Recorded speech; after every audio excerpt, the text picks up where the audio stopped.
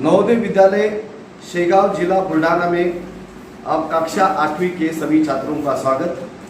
आज हम लोग भूगोल का अध्याय संसाधन इस पर इस छोटे नाटिकों के जरिए आपको हम समझाने की कोशिश करेंगे।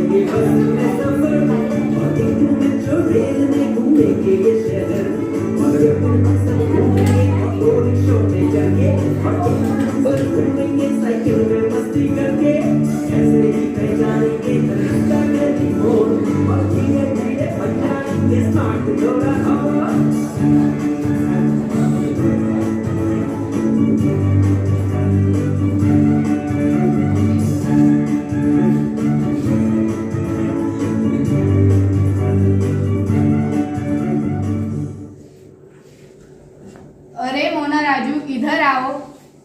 देखिए बच्चों, हमने बहुत दिनों से अपने घर की सफाई नहीं की। हमारे घर में बहुत कचरा हो गया है। आज हम सब मिलकर घर की सफाई करेंगे। जी जी अम्मा, आज हम जरूर सफाई करेंगे। आज छुट्टी का दिन है। इन सब चीजों को देखो, जैसे किताबें, बोतल, कंपास, कपड़े, टेबल, डिजिटल बोर्ड, वह सभी वस्तुएं जिनका उपयोग हम दैनंदिन जीवन में करते हैं, उसे संसाधन कहा जाता है। अम्मा, लेकिन ये संसाधन क्या होता है? प्रत्येक वस्तु का आवश्यकताओं को पूरा करने के लिए उपयोग किया जाता है, उसे संसाधन कहते हैं। अभी देखिए, आपने कई सारी चीजों को मोना ने आपको दिखाया और अब ये आप सक्षम हो गए कि आपको कौन सी चीज का उपयोग किस लिए होता है। जैसा आप देखिए, आपको जो प्यास लगती है तब आपको पानी की आवश्यकता है। जब आपको गर्मी होती है तो आपको पंखे की यानी बिजली की आवश्यकता होती है। जैसा आपको पढ़ने के लिए किताब की आवश्यकता होती है। जैसा आपके घर में नाश्ता बनाया है आपके पिताजी ने और मार्केट से अलग अलग सब्जी भाजी लाई है, तो कौन से सब्जी भाजी के लिए उसका इस्तेमाल हम कर सकते हैं, उसके बारे में आप उपयुक्तता उनकी क्या है ये समझने के लिए आप सक्षम हैं। अभी हम लोग देखते हैं कि यह संसाधनों के बारे में और मोना और राजू ये क्या और चर्चा कर रहा है उसके बारे में देखते हैं। अब मैं जानना चाहता हूँ कि कोई भी वस्तु संसाधन कैसे बनती है? वस्तुएं उस समय संसाधन बनती है जब उनका कोई मूल्य होता है। इसका प्रयोग अथवा उपयोगिता इसे संसाधन बनाने के लिए मूल्य प्रदान करती है। सभी संसाधन बहुत महत्वपूर्ण होते हैं। अभी आप देखिए, संसाधन जो है प्रत्येक वस्तु जिसका उपयोग हम आवश्यकताओं के लिए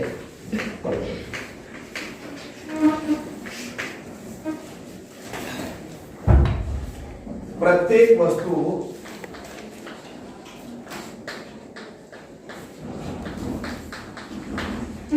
जिसका उपयोग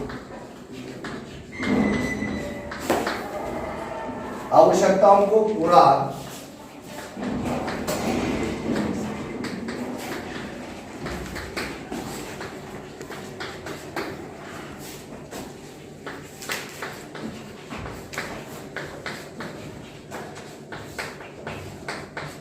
करने के लिए किया जा सकता है,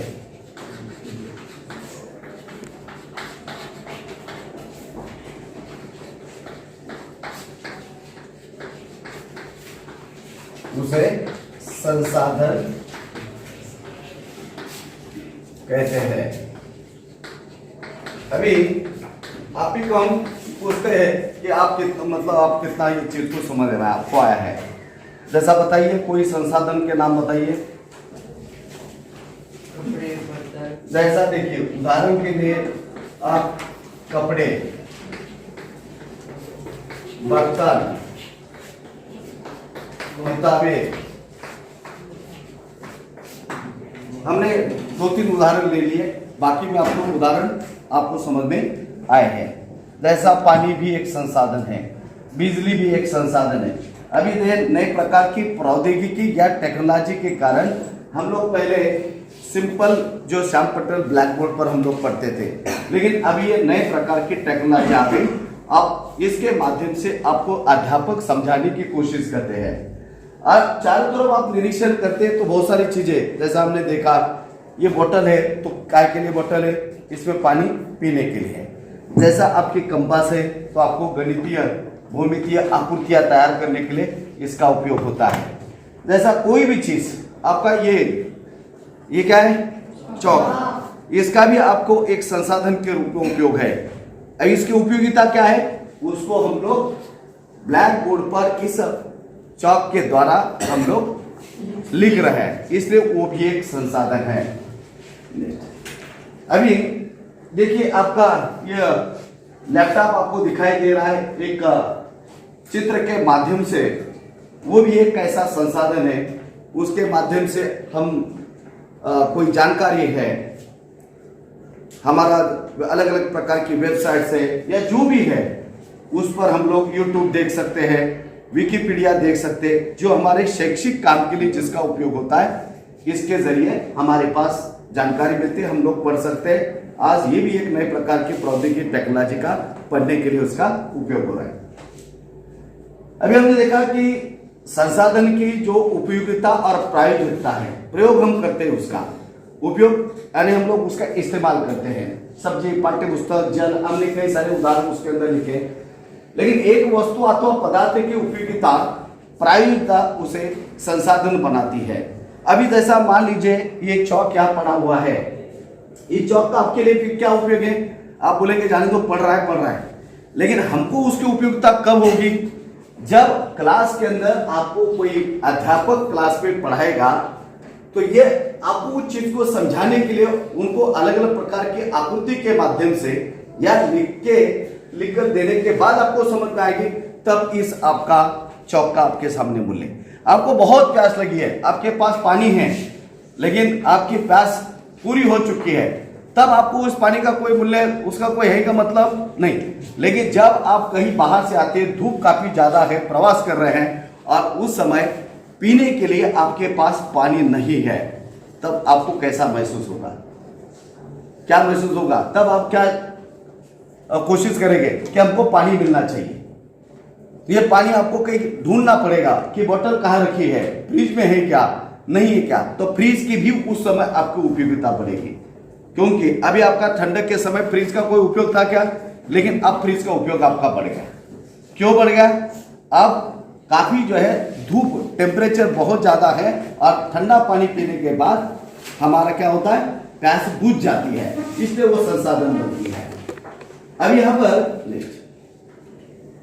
अभी संसाधन का मूल्य कब बढ़ता है, या कोई भी वस्तु वह संसाधन कब बनती है।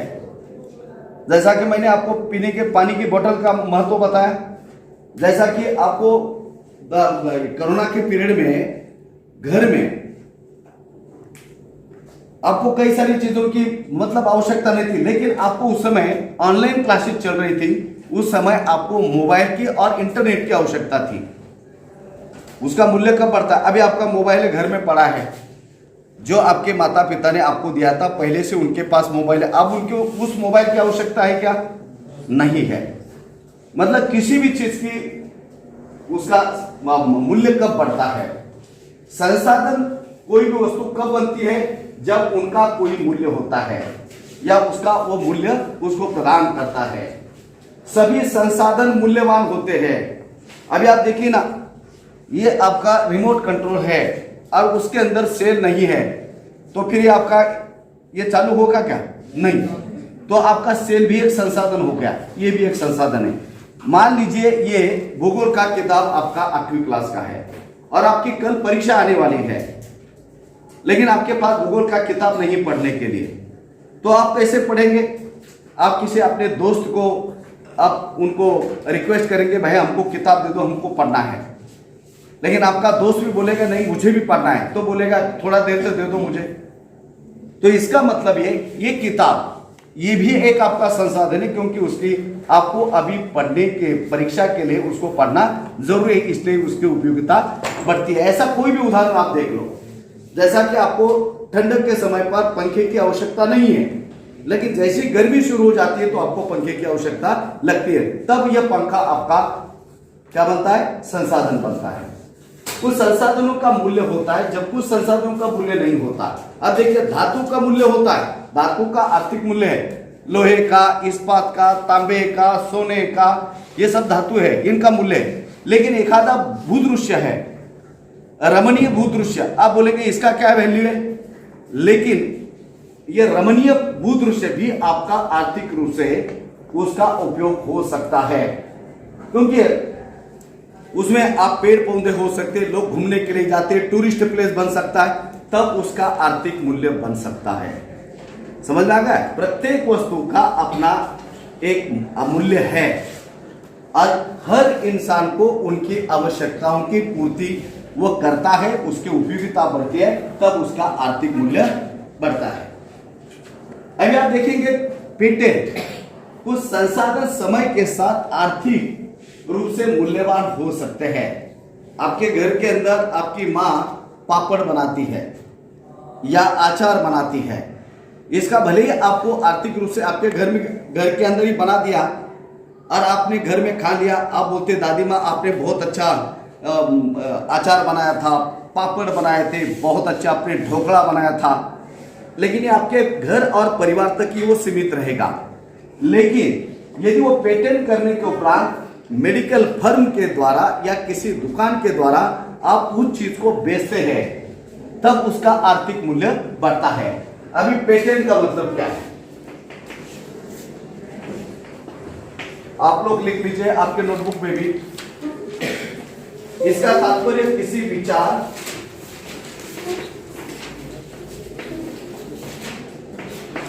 विचार अथवा आविष्कार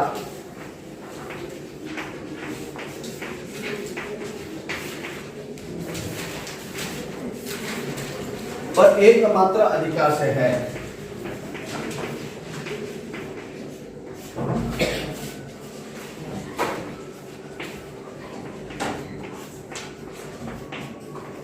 क्योंकि वो चीज उन्होंने उसका आविष्कार किया और इसलिए उस ब्रांड के जरिए आपको चीज, जैसा लिज्जत पापड़ है, लिज्जत पापड़ की टेस्ट ही उसकी अलग है क्या ना? जैसा कोई और अचार अलग अलग कंपनी के होते हैं, तो अलग अलग कंपनी के अपने अपने ब्रांड होते हैं और उनका अपना आविष्कार होता है और वो उनको बेचते हैं। तो यदि हम अपने किसी चीज आविष्कार उसका आप लोग पेटेंट करते हैं, आपने आविष्कारित की हुई किसी भी चीज को आप लोग मार्केट में बेच सकते हैं और अच्छा उससे अच्छा पैसा आप लोग कमा सकते हैं। इसका मतलब उसका आर्थिक मूल्य है।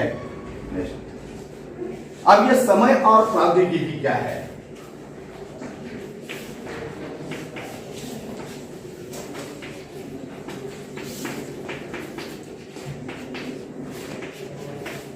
अभी आप देखिए, ये दो बहुत ही महत्वपूर्ण ये कारक है।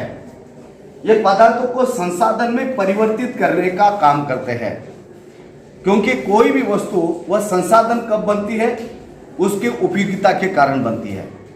जैसा मैंने आपको उदाहरण बताया, ये चौक आपका 2-4 दिन से मान लीजिए किसी जगह पर पढ़ा है, लेकिन उसका वैल्यू नहीं, लेकिन आपको एक आधा मैथमेटिक्स का आपको गणित आपको आपके अध्यापक को आपको समझाना है, तो उस समय आप पहले आपके अध्यापक बोलेंगे चौक लेके आओ, और वो आपको बोलेंगे ऐसा ऐसा करो, आपको ओरली तो आपको समझ में आएगा क्या?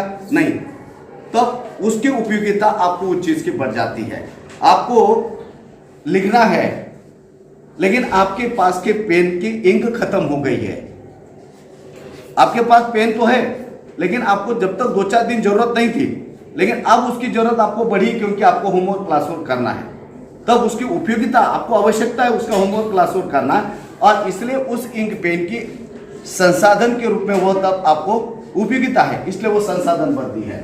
जैसा लोगों के विचार, ज्ञान, आविष्कार की खोज ने चीजों को संसाधन बना दिया है।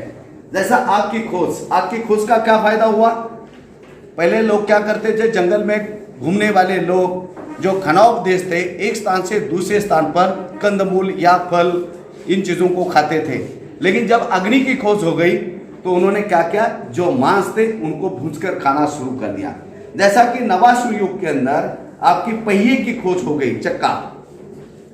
ये पहिए की खोज होने के कारण क्या हो गया, परिवहन का साधन आ गया। जैसा आपने अभी गाड़ियों के बारे में आपको एक बाल्की दिखाया कि जैसा हवाई जहाज दिखाया, गाड़ी दिखाई, कारें दिखाई, मोटरसाइकिल दिखाई, तो ये आपका परिवहन का साधन चक्का आने के बाद लोग एक स्थान से दूसरे स्थान पर कम समय के अंदर जाकर पहुंचने लगे और अपना काम करने लगे।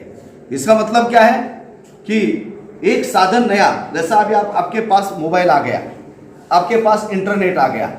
आज पहले लोग, आप ये कल्पना कर सकते थे कि अमेरिका में कोई बैठा हुआ हमारा रिश्तेदार से हमको बात करनी तो आमने सामने बात कर सकते हैं, ऐसा कोई कह सकता था क्या? लेकिन नहीं, इंटरनेट आ गया, और इंटरनेट के जरिए आज दुनिया सिमट गई है, एक दूसरों के नजदीक आई है। और ये नजदीक आना एक प्रकार का, ये क्या हो गया, आपका इंटरनेट और मोबाइल का एक नया आविष्कार, नया रूप पूरे विश्व को एक दूसरों के नजदीक लाया। इसलिए इंटरनेट या मोबाइल ये हमारे लिए क्या हुआ, संसाधन हो गया। क्या हो गया, संसाधन। अदरवाइज आप लोग देख सकते थे क्या, एक दूसरे को बातचीत कर सकते थे क्या? नहीं कर सकते। तो इसी तरह परिवहन के साधनों का विकास हुआ। अभी आप देखेंगे संसाधनों के प्रकार।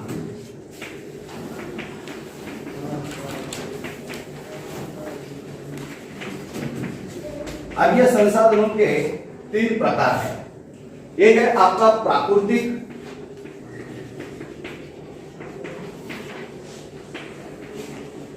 दूसरा है मानव निर्मित,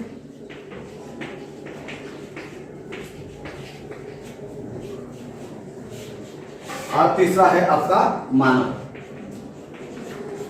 वैसा प्राकृतिक संसाधन के अंदर स्थल मंडल, जल, वायु और जैव मंडल इस प्राकृतिक संसाधन के अंदर है। जैसा कि आप देखिए अलग अलग प्रकार के ये प्राकृतिक रिसोर्स को आप देखिए। ये सूर्य, यदि सूर्य नहीं होता तो आपको सूर्य प्रकाश पृथ्वी पर नहीं आता था क्या? बताइए। और ये क्या है, जंगल का उपयोग क्या है, तनय। सर जंगल से हम सर पेड़ पौधे मिलते हैं, जिससे हमें ईंधन मिलता है। ईंधन मिलता है, वेरी गुड। और कौन बताएगा हमको वनों का, जंगलों का क्या फायदा होता है? हाँ, वनों का फायदा, वनों से, हाँ बेटा बताइए। जड़ी बूटी। और बताइए। शहद मिलता है, गोंद मिलता है। और बताइए। सांस लेने के लिए हवा मिलती है। या इन वनों के अंदर आपको जो अलग अलग प्रकार के जानवर है उनका वह आश्रय स्थल है क्या नहीं? जंगलों को शहद मिलता है, हर मतलब रबर उससे मिलता है। तो हमको इन वनों का काफी सारे फायदे हैं। ये रॉक आपका पत्थर है, उसमें कोयला मिलता है, या अलग अलग प्रकार के धातु आपको उसके अंदर आती है। ये मिनरल्स है, ये प्राणी है, ये हवा है, ये पौधा है या मिट्टी है, साइल, ये पानी है, ऑयल है, यह सभी प्राकृतिक संसाधन है और इनका हम अपने दैनिक जीवन में उसका इस्तेमाल करते हैं। मान लीजिए उसमें से आप केवल एक सूर्य को आप निकाल दीजिए, क्या होगा? आपको सूर्य प्रकाश नहीं मिलेगा। मिलेगा क्या? आपको ये पूरे जंगलों को आप खत्म कर दीजिए, क्या होगा? आपको स्वच्छ हवा नहीं मिलेगी। ये प्राकृतिक पर्यावरण के अंदर या जंगलों के अंदर रहने वाले जो प्राणी है उनका आश्रय स्थल खत्म होगा। इसके अलावा जो आपके जानवर है उनका हमको उपयोग होता है। इसी तरह ये सभी हमारे प्राकृतिक जो नेचुरल रिसोर्स है उसका उपयोग है। अभी प्राकृतिक संसाधन जो संसाधन प्रकृति से प्राप्त होते और अधिक संशोधन के बिना हम उसका उपयोग करते हैं। अभी आप देखिए वायु, यह प्रकृति से आपको मिला हुआ एक उपहार है। इसका उपयोग, वायु का उपयोग हम क्या करते हैं? सीधा करते हैं क्या? नहीं, इस्तेमाल। क्या उसके लिए हमको कोई प्रोसेस करके हम ऑक्सीजन लेते हैं क्या? हवा लेते हैं क्या? नहीं। तो ये हमको प्रकृति से मिली हुई चीज है। जैसा कि आपके नदियों के झीलों का पानी, ये भी आपको प्रकृति से मिला हुआ है। आप उसके ऊपर अलग कोई प्रोसेस करने की जरूरत है क्या? सीधा आप इस पानी का अपने खेतों के लिए, पीने के लिए उपयोग कर सकते हैं। मिट्टी, मिट्टी एक है प्राकृतिक संसाधन। ये मिट्टी नहीं होती तो फिर हमारी फसल कैसी आती? फसल नहीं होती तो हमारे या आपके वनस्पति जो आपके इस मिट्टी पर आ रहे हैं, अब अलग अलग प्रकार के पेड़ पौधे या फसल फल हम जो उग रहे हैं वो आपको इस मिट्टी के अंदर आ रहे हैं। तो ये पूरा हमारे लिए जरूरी है। खनिज, आपको मालूम है सभी प्रकार के खनिजों के नाम बता सकते हैं? खनिजों के नाम? Very good. लोहा, तांबा, और बताइए। हाँ, कोयला और तो एल्यूमिनियम, लोहा, तांबा, एल्यूमिनियम, सोना, कई सारे जो आपके इस्पात, लोहा, इनका हमारे लिए दैनंदिन जीवन में इसका उपयोग होता है। आपको ये निःशुल्क, कोई पैसा देने की आवश्यकता नहीं है। हवा पैसा देना पड़ता है क्या? आप कहीं भी जाइए, सर्वव्यापक है। आपको कहीं भी जाते हैं तो आपको वायु मिलती है। इसके अलावा जो प्राकृतिक संसाधनों का उपयोग करने के लिए औजार और प्रौद्योगिकी की आवश्यकता होती है, जैसा पेट्रोल, आपको पहले मालूम नहीं था ये पेट्रोल जमीन के अंदर था, लेकिन आपके पास नए प्रकार की टेक्नोलॉजी नहीं थी। लोग पैदल यात्रा ही करते थे। लेकिन जब आपकी टेक्नोलॉजी या आविष्कार आ गए, उसके बाद जैसा पेट्रोल आ गया, पहिया आ गया, तो लोगों ने ऑटोमोबाइल, स्वयं चलित गाड़ियों का इस्तेमाल करना शुरू कर दिया। और आज यदि हमारे पास गाड़ी नहीं है तो हम लोगों को दूसरी जगह पर जाना है तो हम लोग जैसा कम समय के अंदर पहुंचना है, हवाई जहाज का इस्तेमाल कर रहे हैं। पहले लोग पैदल यात्राएं करते थे, लेकिन आज आपको जो परिवहन के अलग अलग प्रकार के सड़क मार्ग, वायु मार्ग, जल मार्ग, इनका आज आप लोग उपयोग कर रहे हैं। अभी आप देखिए ये अलग अलग प्रकार के चित्र हैं। यह देख सकते हैं, ये कोयला है, ये खदान है, यह आपके फॉरेस्ट के रिसोर्सेस है, या आपका समुद्र के अंदर से तेल किस तरह निकाल रहे उसका चित्र है। ये सभी आज संसाधन है, क्योंकि आज उसकी उपयोगिता और प्रायोगिकता बढ़ रही है और ये हमारे दैनिक जीवन का एक हिस्सा बन रहे हैं। अभी आप देखिए प्राकृतिक संसाधनों का आप वर्गीकरण करते हैं तो विकास एवं प्रयोग के स्तर पर ये वास्तविक संसाधन, संभाव्य संसाधन, उद्गम और उत्पत्ति के आधार पर अजैव और जैव, भंडार के आधार पर नवीकरणीय और अनवीकरणीय, और वितरण के आधार पर सर्वव्यापक और स्थानीय। अभी आप देखिए, अभी हम लोग एक एक का हम लोग उसके बारे में हम देखेंगे। विकास एवं उपयोग के आधार पर संसाधनों का क्या प्रकार है, उसमें वास्तविक संसाधन। और वास्तविक संसाधन के अंदर क्या है? जिनकी मात्रा हमको ज्ञात है, हमको मालूम है, हम उसका आज इस्तेमाल कर रहे हैं, वो क्या है? वास्तविक संसाधन। अभी आपका वास्तविक संसाधन के अंदर उदाहरण क्या है? पश्चिम एशिया में खनिज तेल। पश्चिम एशिया में कौन से देश आते हैं? सऊदी अरेबिया है ना, ईरान है, इराक है, तुर्कस्तान है, इनके पास काफी सारे पेट्रोल के खदान है और उसका आज हम लोग इस्तेमाल कर रहे हैं। दूसरा उदाहरण आप देखेंगे, दक्कन के प्रायद्वीपीय पठार पर काली मिट्टी है, मृदा, क्योंकि मृदा भी एक प्राकृतिक संसाधन है। इस मृदा का उपयोग हमें अलग अलग प्रकार के फसलों को उत्पादन करने के लिए उसका उपयोग हम लोग कर रहे हैं। जैसा आप संभाव्य संसाधन के अंदर बात करते हैं, उसकी मात्रा हमको ज्ञात नहीं है, लेकिन भविष्य में हो सकता है, अभी हमारे पास जो संभाव्य संसाधन है उसका उपयोग हो सकता है। जैसा कि प्रौद्योगिकी के स्तर निम्न होने के कारण पर्याप्त रूप से उन्नत नहीं है। अभी जैसा कि लद्दाख के अंदर आपका यूरेनियम पाया जाता है, लेकिन हमारे पास क्या है, प्रौद्योगिकी निम्न स्तर की है, हमारे पास टेक्नोलॉजी नहीं है, इतनी अच्छी टेक्नोलॉजी हमारे पास नहीं है कि इस यूरेनियम का हम लोग इस्तेमाल कर सके। लेकिन हो सकता है कि आगे चलकर यह हमारा प्रौद्योगिकी का स्तर यदि ऊंचा होता है, जानकारी और मिलती है, तो हमको यूरेनियम का एक संभाव्य संसाधन का वास्तविक संसाधन के रूप में हम इसका आगे चलकर इस्तेमाल कर सकते हैं। नेक्स्ट, अभी आप उद्गम अथवा उत्पत्ति के आधार पर अब देखिए सजीव चीजें कौन सी है, बताइए आप। सजीव पेड़ पौधे, ये चीजें क्या है, पेड़ पौधे। इसके अलावा निर्जीव कौन सी है? हाँ, पत्थर, खनिज और चट्टानें। पत्थर, खनिज, चट्टाने जो एक स्थान से दूसरे स्थान पर नहीं जा सकती है क्या नहीं। लेकिन पेड़ पौधे ये जाते नहीं है, लेकिन उसको बढ़ता है क्या नहीं। पेड़ पौधा, मनुष्य, वनस्पति, प्राणी, ये सब सजीव चीजें हैं। क्या है ये सजीव चीजें हैं। अभी भंडार के आधार पर एक है नवीकरणीय संसाधन और दूसरा है अनवीकरणीय संसाधन। अभी जो संसाधन जिसे हम शीघ्रता से पुनर्प्राप्त कर सकते हैं, मतलब जैसा अभी पानी है, अभी आपका एक बोतल पानी खत्म हो गया, पानी अभी हमने पी लिया, पानी खत्म हो गया। लेकिन जहाँ कहीं हमारा पानी का जहाँ भंडारण है, जैसा जमीन के अंदर है, समर्सिबल पंप के जरिए हमने पानी निकाला हुआ है, नदी का पानी है, झीले का है, कुएं का है, वो पानी हमको दोबारा मिल सकता है। यदि आपका पूरा पानी खत्म होता है दोबारा, आपके जैसा कि बरसात के समय आपके पूरे तालाब भरे होते हैं क्या नहीं। लेकिन जब आपकी बरसात खत्म होती है और आपका गर्मी का सीजन आ जाता है, तब आपको पानी की किल्लत आती है। जो पहले तालाब में पानी हुआ करता था वो पानी आपका खत्म हो गया। कहाँ गया वो पानी? कुछ पानी आपका जमीन के अंदर चला गया, कुछ पानी आपका बाष्पीकरण के कारण ऊपर चला गया, और कुछ पानी का आपने पीने के लिए और खेती करने के लिए उसका इस्तेमाल किया। और क्योंकि जैसी जनसंख्या बढ़ेगी वैसे उन प्राकृतिक संसाधनों का लोग अधिक इस्तेमाल करेंगे।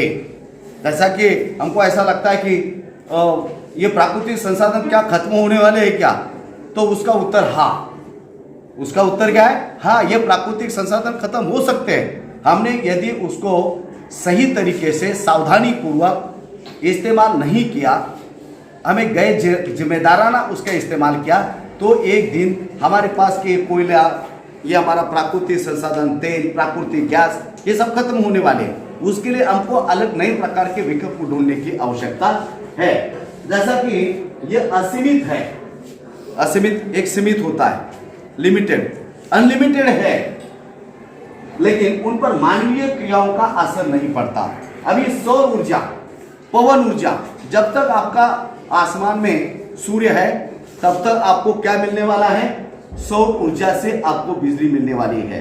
पवन ऊर्जा, जब तक इस पृथ्वी पर हवा चलेगी तब तक आपको पवन ऊर्जा के जरिए क्या होगा? आपको इलेक्ट्रिसिटी मिलेगी। अन्य कुछ संसाधन जैसे जल, मृदा, वन, इसका हम लापरवाही के कारण हो सकता है कि आगे चलकर इन भंडारों का आपका खत्म हो सकता है। मतलब ये संसाधन जल का हमने सावधानी पूर्वक उपयोग करना चाहिए। बरसात के समय हमको लगता है, जब बरसात होती है तो लगता है ये बारिश कब खत्म होगी, और जब बारिश आती नहीं तो हमको लगता है कि बारिश कब होगी, है ना। बारिश होती है तो फिर हमारे किसान खुश हो जाते हैं, हमको पीने के लिए पानी मिलता है, हमारी फसलें काफ़ी अच्छी आती है, आर्थिक उत्पादन बढ़ता है ना। वन भी है इसी तरह, वनों को हम तोड़ देंगे और फिर दोबारा वहाँ पर हम पेड़ नहीं लगाएंगे तो फिर क्या होगा? ये आपके संसाधन खत्म होंगे। आप पेड़ काटते हैं तो उसके जगह पर आप फिर दोबारा पेड़ लगा दीजिए, आप वृक्षारोपण करिए, यह आपके हाथ में है। लेकिन कई चीजें जो है, यदि आप बहुत ज्यादा किसी तरह का सावधानी पूर्वक इस्तेमाल नहीं करते हैं, जैसा उदाहरण के लिए जब आप इस क्लास के बाहर जा रहे हैं, आपका स्कूल छूट गया, तो आपने क्या करना चाहिए? कौन बताएगा? कौन बताएगा? जब आप इस क्लास के बाहर निकलते हैं तो आपने क्या करना चाहिए? सर क्लास के बाहर निकलते वक्त जो लाइट और पंखे शेड्यूल से बंद करना चाहिए। Very good. जब हम लोग अपने क्लास से बाहर निकलते हैं तब हमने ये क्लास के पंखे, ट्यूबलाइट ये बंद करने चाहिए। क्यों बंद करने चाहिए? सर इससे बिजली का ज़्यादा वापर हो सकता है और वो समाप्त भी हो सकता है। हाँ, क्योंकि जब हम इस क्लास के अंदर कोई बैठा नहीं है और बिना मतलब आपका पंखा और ट्यूबलाइट चल रही है तो व्यर्थ है, बिना मतलब है। और आपके क्लास में यदि कोई नहीं है तो आप लोग क्लास से बाहर जाते समय आपके क्लास की सभी लाइट, पंखे आप बंद कर दीजिए, तब आप उसका सावधानी पूर्वक उसका इस्तेमाल आप कर सकते हैं। क्योंकि आपको मालूम है, एक पानी का बूंद आपका नल से टपकता है और ऐसा कंटिन्यू पूरे साल टपकता है तो एक साल के अंदर 1200 लीटर पानी आपका बेकार हो जाएगा।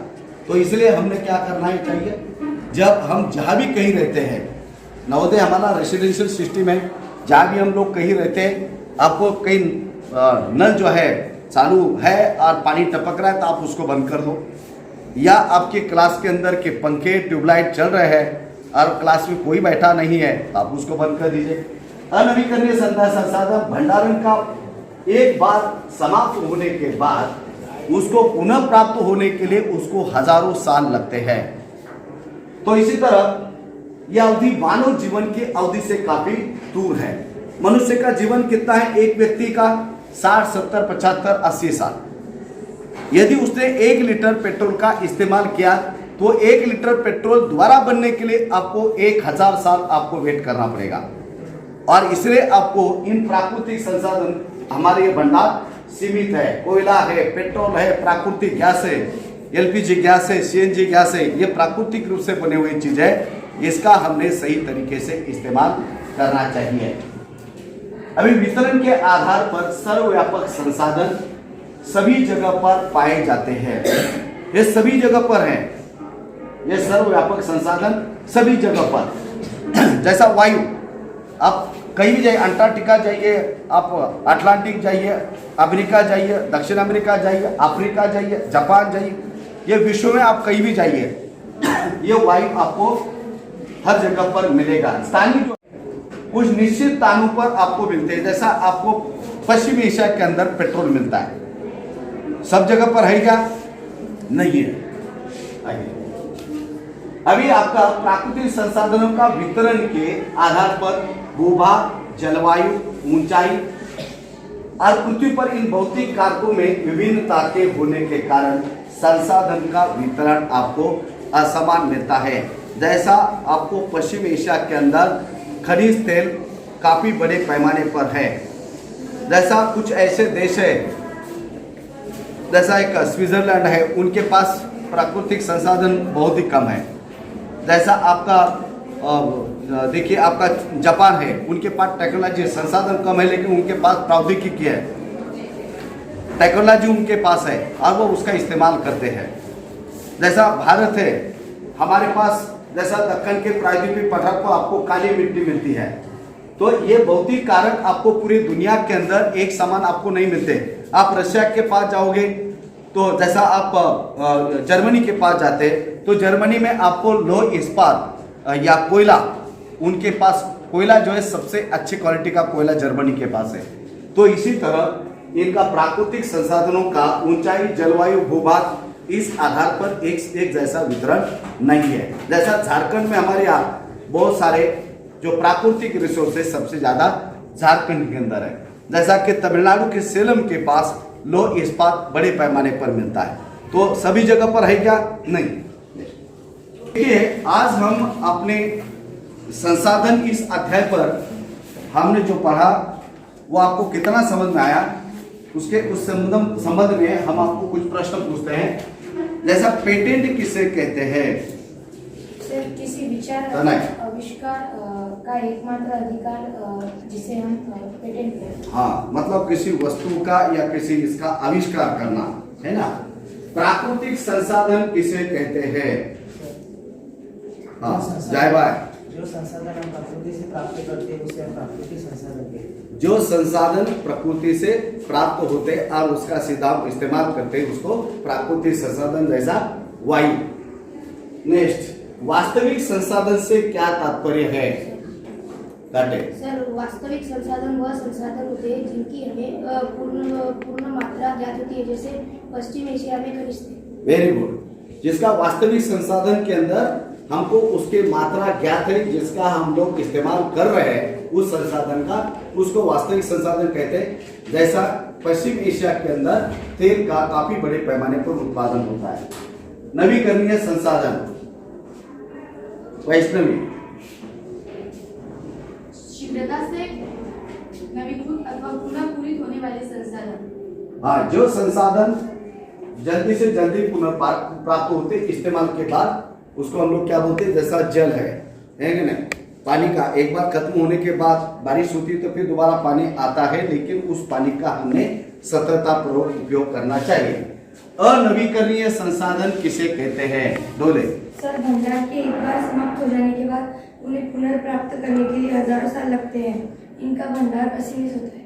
हाँ, तो इसी तरह आपने देखा कि आपने सही उत्तर दे दिए और मैं ये उम्मीद करता हूँ कि आपको ये कक्षा 8वीं का अध्याय पहला संसाधन के बारे में आप लोग अच्छी तरह से आपको यह समझ में आया होगा, ऐसी मैं आशा करता हूँ। तो सभी 8वीं क्लास के छात्रों को धन्यवाद।